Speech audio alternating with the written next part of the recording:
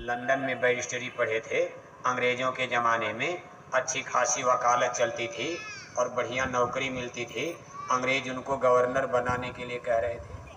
अंग्रेज़ों ने लालच दे दिया, हम आपको गवर्नर बना देंगे, लेकिन हमारे खिलाफ लड़ाई बंद कर दो।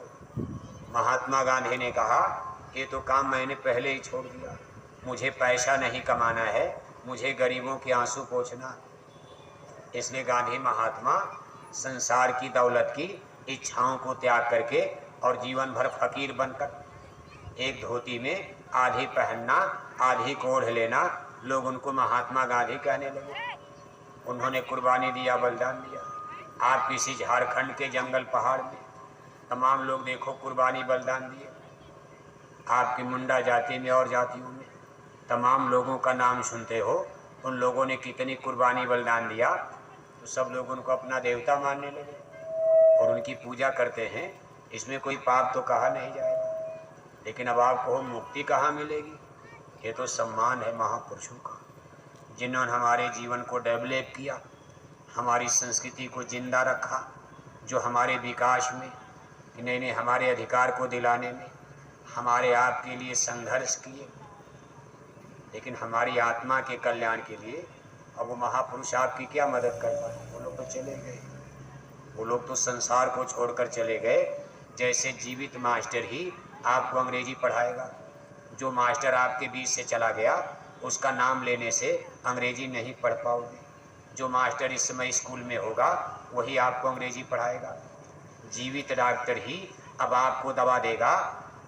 कितनों बड़ा डॉक्टर हो, लेकिन डॉक्टर मरकर चले गए, अब उनका माला जपने से बीमारी नहीं जाएगी। इसी तरह जो महापुरुष चले गए, अब उनका हम सम्मान तो करेंगे, लेकिन आपको जो आत्म कल्याण का लाभ मिलेगा, ये जीवित गुरु यानी जो शरीर में जिंदा होंगे, इस समय धरती पर मौजूद होंगे, इनको जीवित गुरु, वक्त गुरु कहा जाता।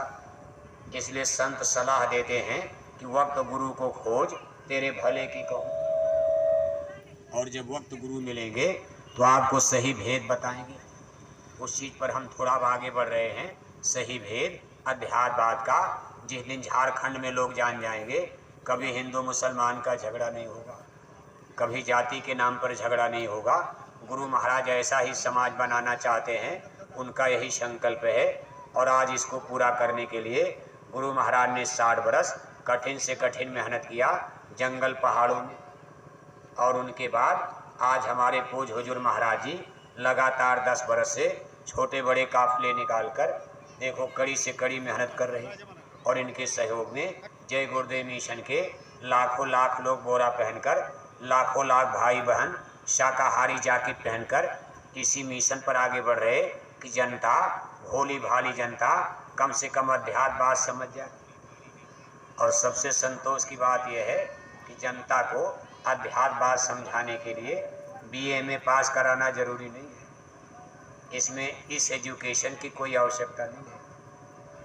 अगर मान लो बिना पढ़ा लिखा आदमी अध्यात्मवाद न समझता, थोड़ी दिक्कत होती। पहले सबको बीए एमए कराना पड़ता, डीलिट पीएचडी कराना पड़ता, बड़ी बड़ी स्कूल कॉलेज में पढ़ाई करनी पड़ती। भाई बिना पढ़े लिखे लोग अध्यात्मवाद को नहीं समझ पाएंगे। लेकिन सेवरी पढ़ी लिखी नहीं, अध्यात्मवाद को समझ गई। कबीर साहब पढ़े लिखे नहीं, मस कागज छुयो नहीं, कलम गही नहीं हाथ। रविदास जी कोई पढ़े लिखे नहीं, जीवन भर जूता सीकर बाल बच्चों का गुजर करते रहे और अध्यात्मवाद की विद्या को सीख गए। तमाम महापुरुषों का इतिहास पढ़ते हो, इसमें कोई पढ़े लिखे लोग नहीं थे, लेकिन अध्यात्मवाद को जान गए। अध्यात्मवाद को समझने के बाद आत्मा को परमात्मा से मिलाकर महान आत्मा महात्मा बन गए।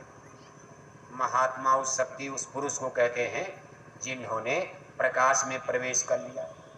जो प्रकाश के सागर में गोते लगा रहे हैं, ईश्वर के करीब पहुंच गए, उनको महान आत्मा महात्मा कहा जाता। महात्मा माने दाढ़ी बाल नहीं होता। और संत उनको कहते हैं जो अंतिम बिंदु तक पहुंच गए, जिनको आदि और अंत का भेद मालूम हो गया, उसके आगे अनंत है, सब उन्होंने जान लिया, उनको संत पुरुष कहा जाता। साधु उसको कहते हैं जिसने अपनी इंद्रियों को साध लिया, यानी बस में कर लिया, अपने कान को बस में कर लिया, अपनी आँख को बस में कर लिया, अपनी जबान को बस में कर लिया, अपने मन को बस में कर लिया, उनको साधु यानी साध कहा जाता। अब इस परिभाषा के अनुसार भारत में न जल्दी साधु मिलेंगे आपको, दाढ़ी बाल वाले तिलक टीका वाले तो मिलेंगे, न जल्दी आपको साधु मिलेंगे, न महात्मा मिलेंगे, और संत का मिलना तो बड़ा कठिन नजर आता। कोई कहे हम संत को चिन्हा, स्वामी हाथ कान हम दीन्हा, से शारदार कब बानी, कहत संत महिमा सब जानी।